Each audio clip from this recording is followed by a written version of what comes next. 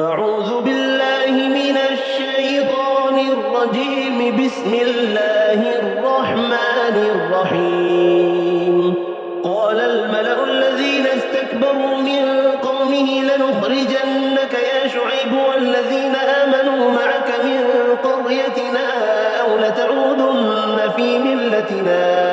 قال أولو كنا كارهين. قد افترينا على الله كذبا إن عدنا في ملتكم بعد إذ نجانا الله منها وما يكون لنا أن نعود فيها إلا أن يشاء الله ربنا وسع ربنا كل شيء علما على الله توكلنا ربنا افتح بيننا وبين قومنا بالحق وأنت خير الفاتحين. وقال الملأ الذين كفروا من قومه لئن اتبعتم شعيبا إنكم إذا لخاسرون. فأخذتهم الرجفة فأصبحوا في دارهم جاثمين. الذين كذبوا شعيبا كأن لم يغنوا فيها الذين كذبوا شعيبا كانوا هم الخاسرين. فتولى عنهم وقال يا قوم لقد أبلغتكم رسالات ربي ونصحت لكم فكيف آسى على قوم كافرين. وما أرسلنا في قرية من نبي إلا أخذنا أهلها بالبأساء والضراء لعلهم يضرعون. ثم بدلنا مكان السيئة الحسنة حتى عفوا وقالوا قد مس آباءنا الضراء والسراء فأخذناهم بغتة وهم لا يشعرون. ولو أن أهل القرى آمنوا واتقوا لفتحنا عليهم بركات من السماء والأرض ولكن كذبوا فأخذناهم بما كانوا يكسبون. أفأمن أهل القرى أن يأتيهم بأسنا بياتا وهم نائمون أو أمن أهل القرى أن يأتيهم بأسنا ضحى وهم يلعبون. أفأمنوا مكر الله فلا يأمن مكر الله إلا القوم الخاسرون. أولم يهد للذين يرثون الأرض من بعد أهلها أن لو نشاء أصبناهم بذنوبهم ونطبع على قلوبهم فهم لا يسمعون. تلك القرى نقص عليك من أنبائها ولقد جاءتهم رسلهم بالبينات فما كانوا ليؤمنوا بما كذبوا من قبل كذلك يطبع الله على قلوب الكافرين. وما وجدنا لأكثرهم من عهد وإن وجدنا أكثرهم لفاسقين. ثم بعثنا من بعدهم موسى بآياتنا إلى فرعون وملئه فظلموا بها فانظر كيف كان عاقبة المفسدين. وقال موسى يا فرعون إني رسول من رب العالمين حقيق على أن لا أقول على الله إلا الحق قد جئتكم ببينة من ربكم فأرسل معي بني إسرائيل. قال إن كنت جئت بآية فأت بها إن كنت من الصادقين. فألقى عصاه فإذا هي ثعبان مبين ونزع يده فإذا هي بيضاء للناظرين. قال الملأ من قوم فرعون إن هذا لساحر عليم يريد أن يخرجكم من أرضكم فماذا تأمرون. قالوا أرجه وأخاه وأرسل في المدائن حاشرين يأتوك بكل ساحر عليم. وجاء السحرة فرعون قالوا إن لنا لأجرا إن كنا نحن الغالبين. الغالبين قال نعم وإنكم لمن المقربين قالوا يا موسى إما أن تلقي وإما أن نكون نحن الملقين قال ألقوا فلما ألقوا سحروا أعين الناس واسترهبوهم وجاءوا بسحر عظيم وأوحينا إلى موسى أن ألق عصاك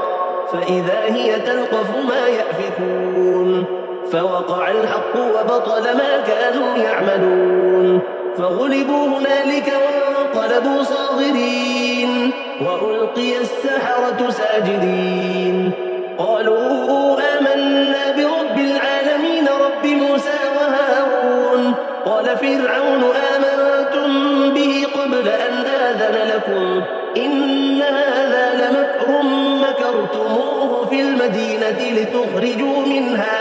أهلها فسوف تعلمون لأقطعن أيديكم وأرجلكم من خلاف ثم لأصلبنكم أجمعين قالوا إنا إلى ربنا منقلبون وما تنقم منا إلا أن آمنا بآيات ربنا لما جاءتنا ربنا أفرغ علينا صبرا وتوفنا مسلمين وقال الملأ من قوم فرعون أتذر موسى وقومه ليفسدوا في الأرض ويذرك وآلهتك قال سنقتل أبناءهم ونستحيي نساءهم وإنا فوقهم قاهرون قال موسى لقومه استعينوا بالله واصبروا إن الأرض لله يورثها من يشاء من عباده والعاقبة للمتقين قالوا أوذينا من قبل أن تأتينا ومن بعد ما جئتنا قال عسى ربكم أن يهلك عدوكم ويستخلفكم في الأرض فينظر كيف تعملون ولقد أخذنا آل فرعون بالسنين ونقص من الثمرات لعلهم يذكرون فإذا جاءتهم الحسنة قالوا لنا هذه وإن تصبهم سيئة يطيروا بموسى ومن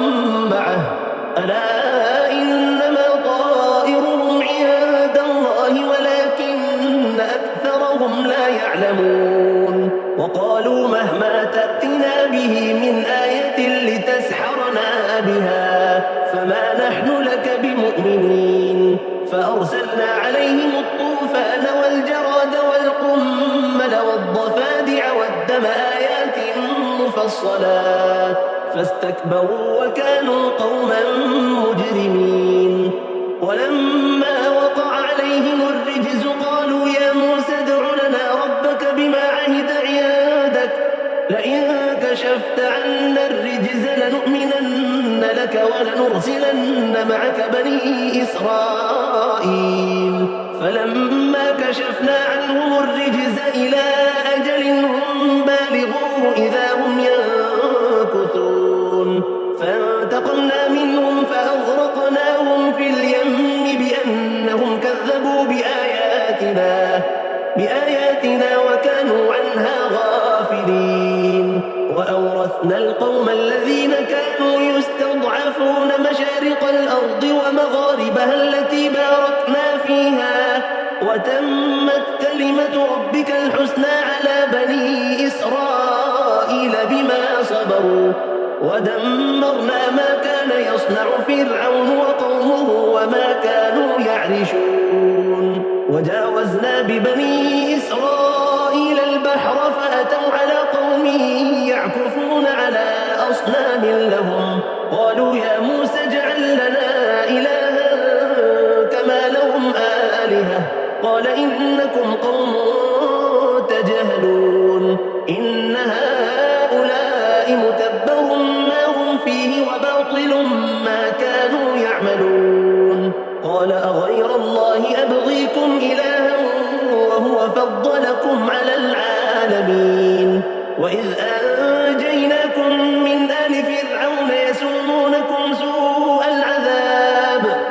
تقتلون أبناءكم ويستحيون نساءكم وفي ذلكم بلاء من ربكم عظيم. وواعدنا موسى 30 ليلة وأتممناها ب10 فتم ميقات ربه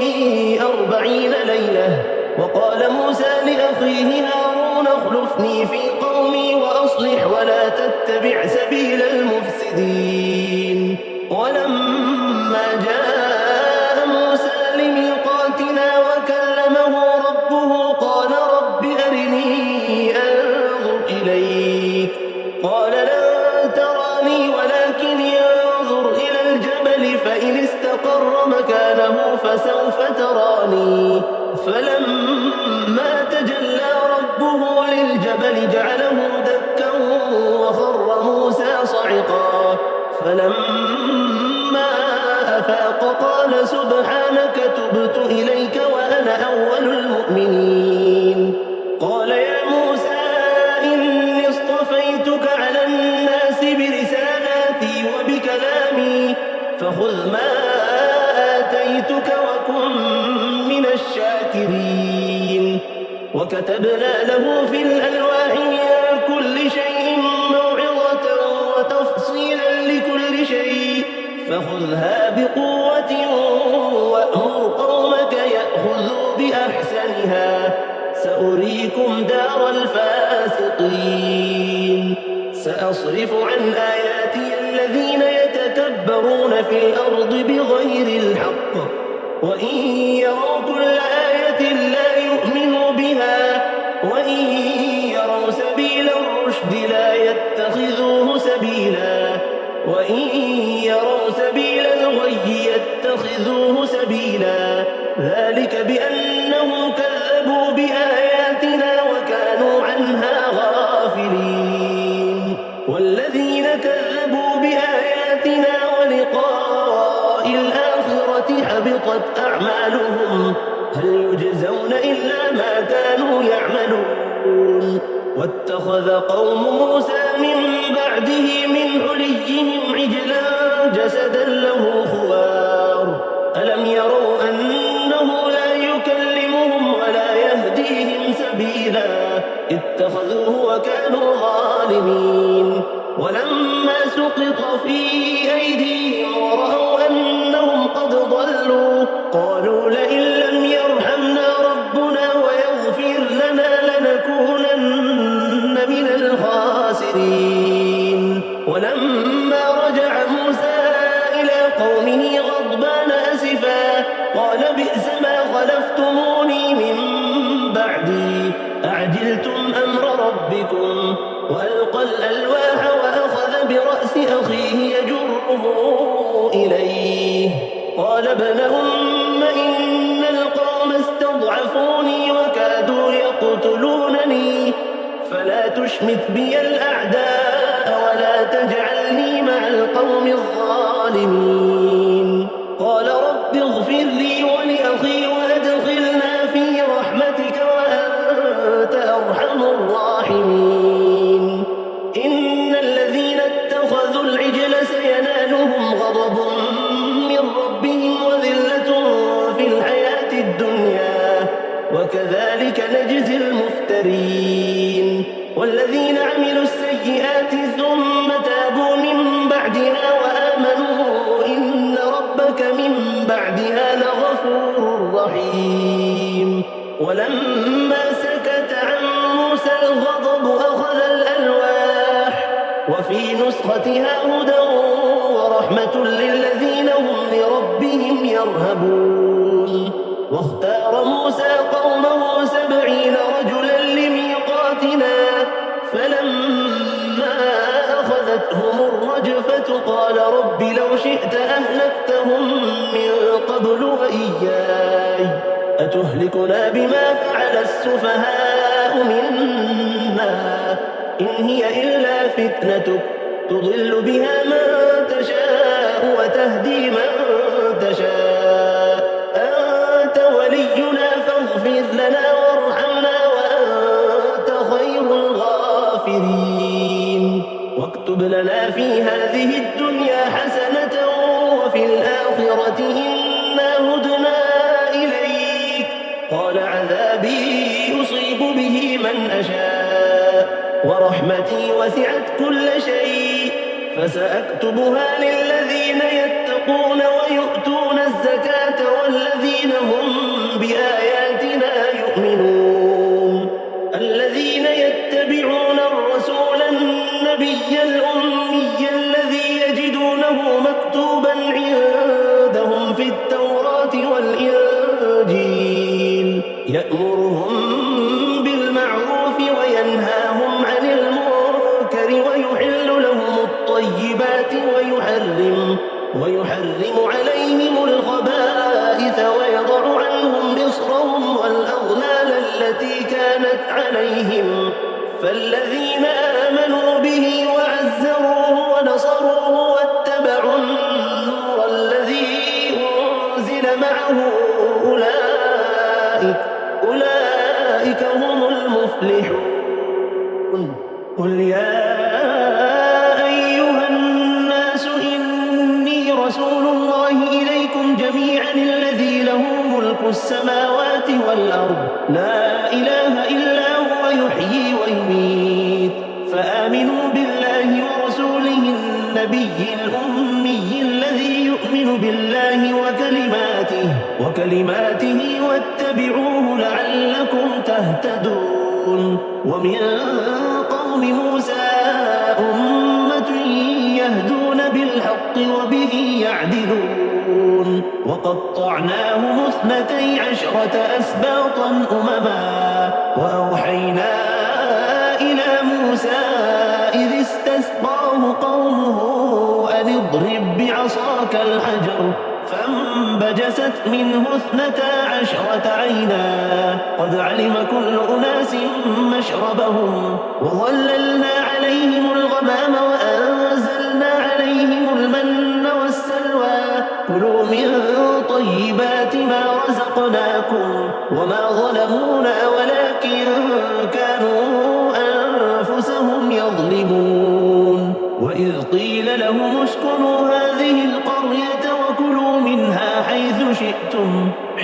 شئتم وقولوا حطة وادخلوا الباب سجدا نغفر لكم خطيئاتكم سنزيد المحسنين. فبدل الذين ظلموا منهم قولا غير الذي قيل لهم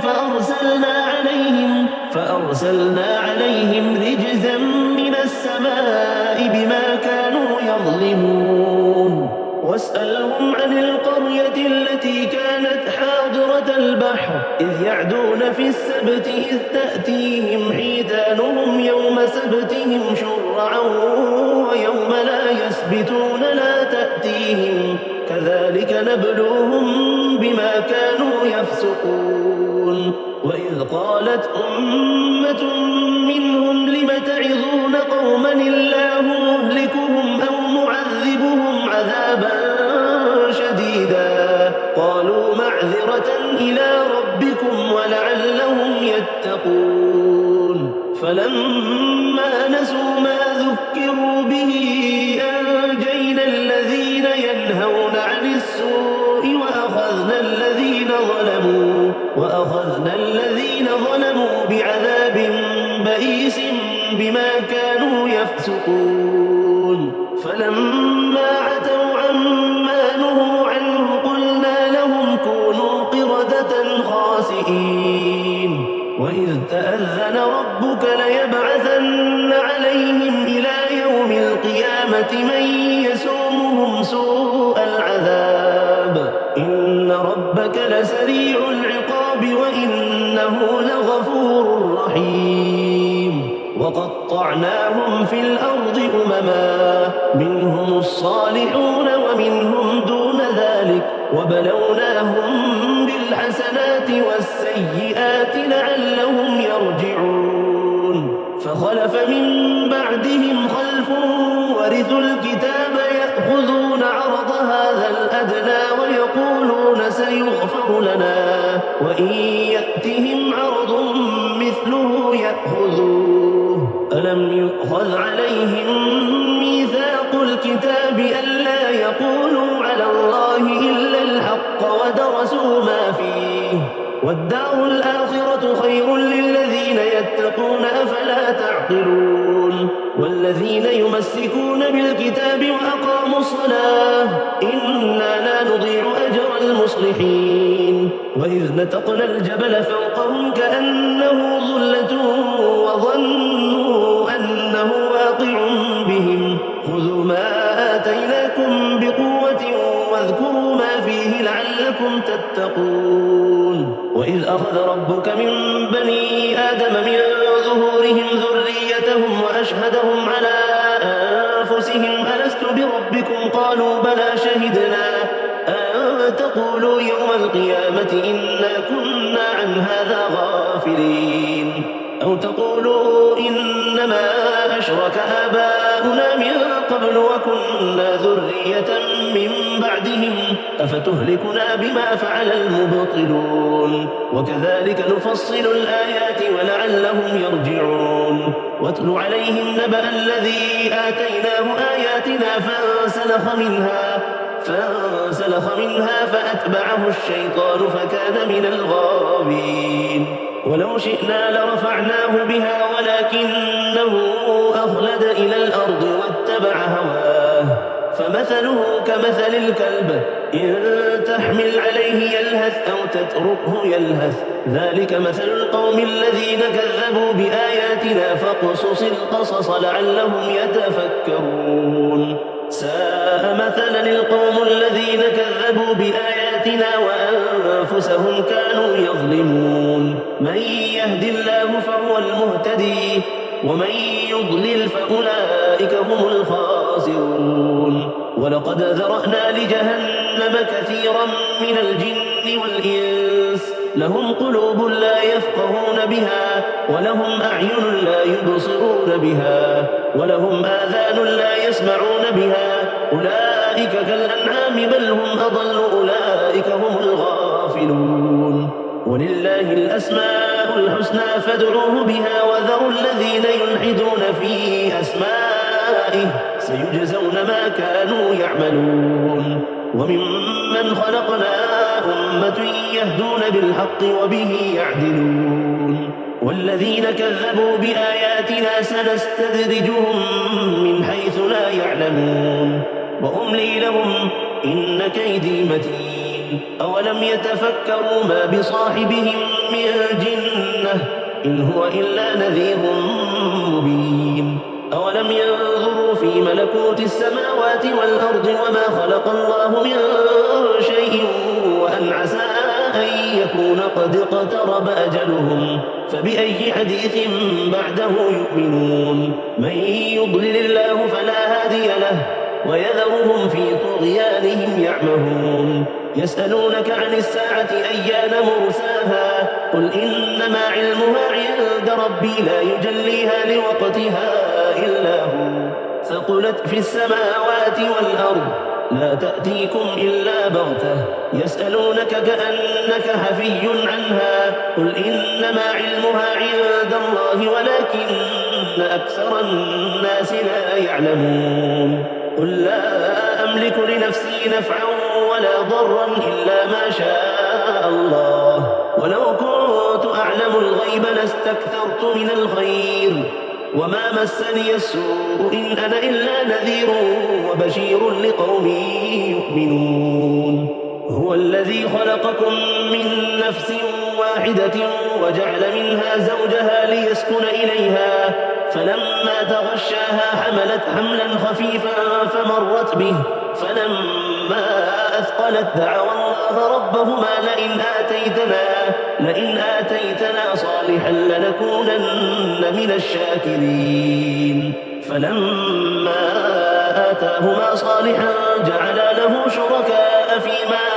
آتاهما فتعالى الله عما يشركون أيشركون ما لا يخلق شيئا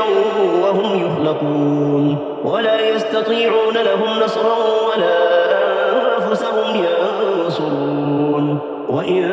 تدعوهم إلى الهدى لا يتبعوكم سواء عليكم أدعوتموهم أم أنتم صامتون إن الذين تدعون من دون الله عباد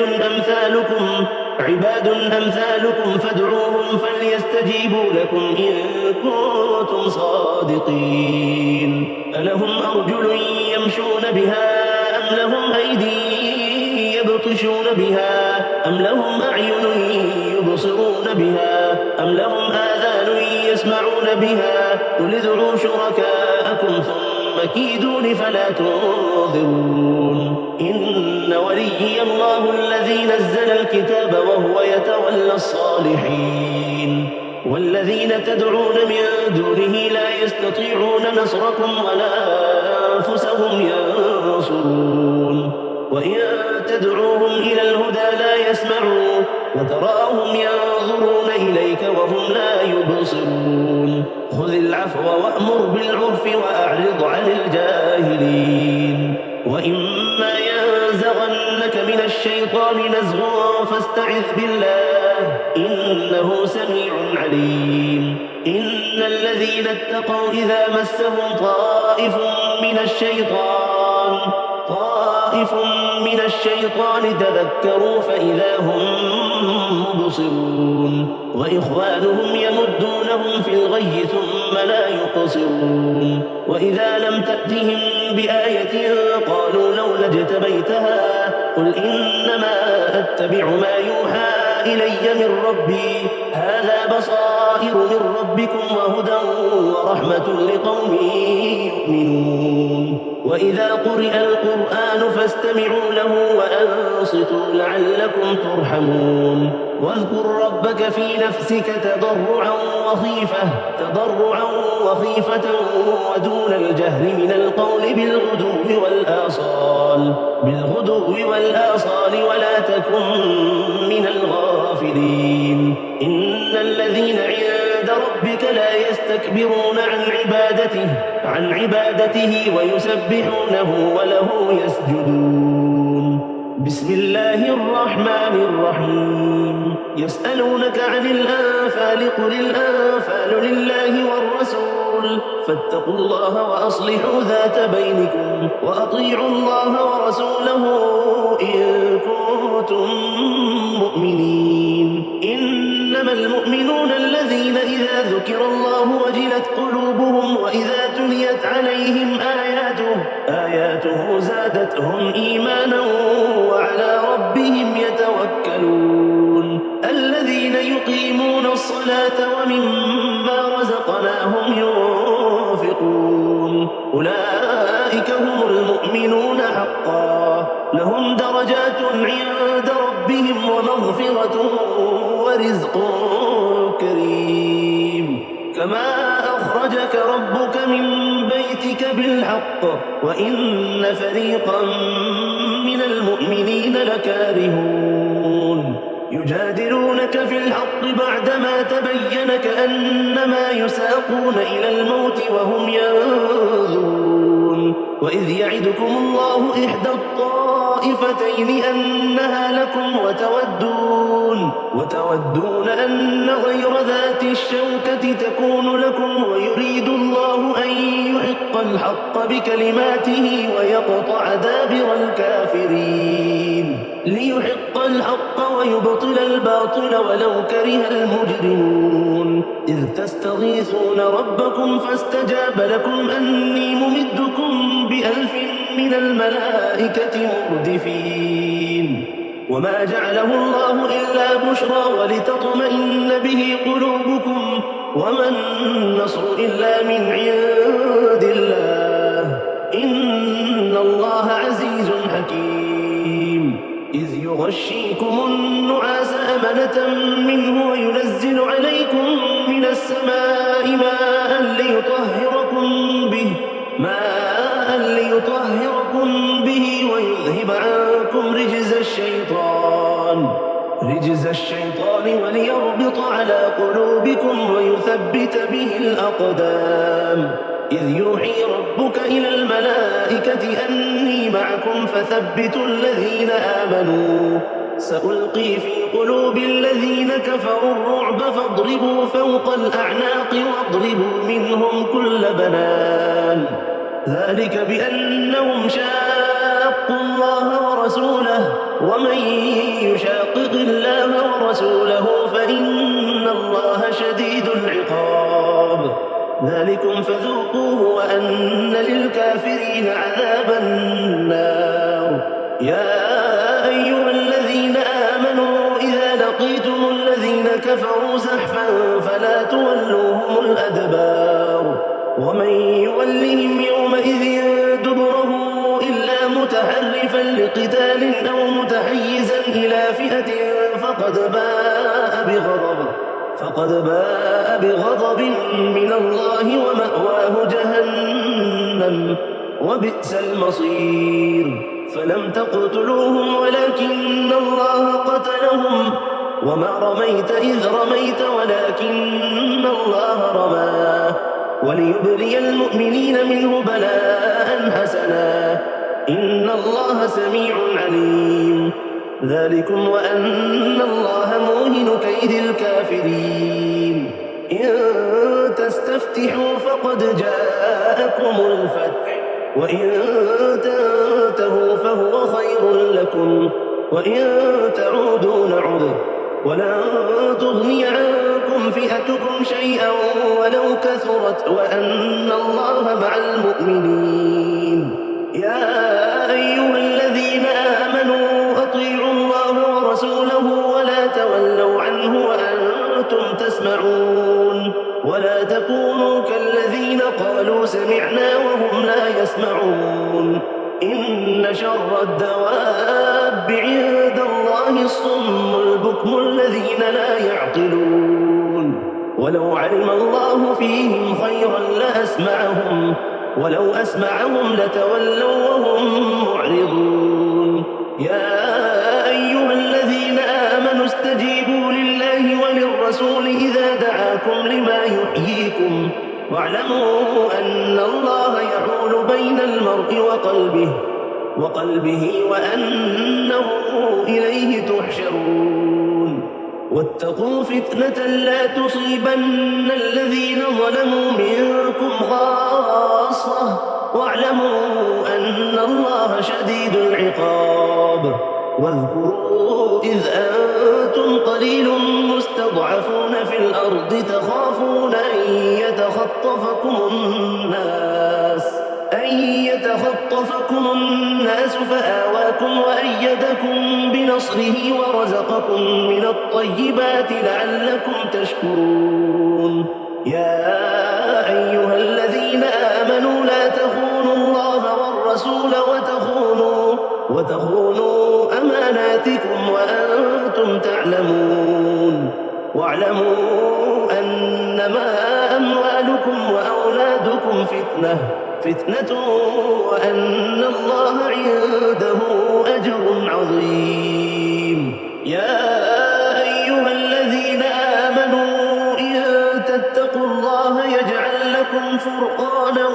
ويكفر عنكم سيئاتكم ويغفر لكم والله ذو الفضل العظيم وإذ يمكر بك الذين كفروا ليثبتوك أو يقتلوك أو يخرجوك ويمكرون ويمكر الله والله خير الماكرين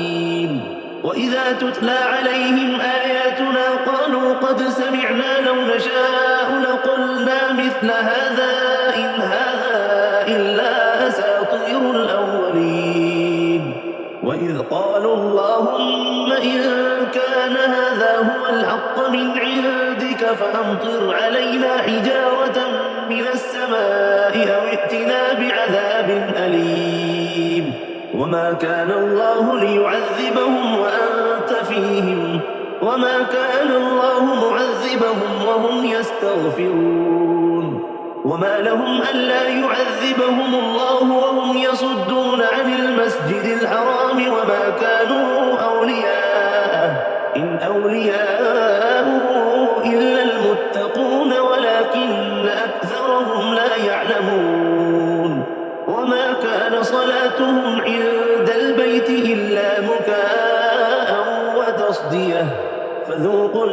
العذاب بما كنتم تكفرون إن الذين كفروا ينفقون أموالهم ليصدوا عن سبيل الله فسينفقونها ثم تكون عليهم حسرة ثم يغلبون والذين كفروا إلى جهنم يحشرون ليميز الله الخبيث من الطيب ويجعل الخبيث بعضه على بعض فيركمه جميعا فيجعله في جهنم أولئك هم الخاسرون قل للذين كفروا إن ينتهوا يغفر لهم ما قد سلف وإن يعودوا فقد مضت سنة الأولين وقاتلوهم حتى لا تكون فتنة ويكون الدين كله لله فإن ينتهوا فإن الله بما يعملون بصير وإن تولوا فاعلموا أن الله مولاكم نعم المولى ونعم النصير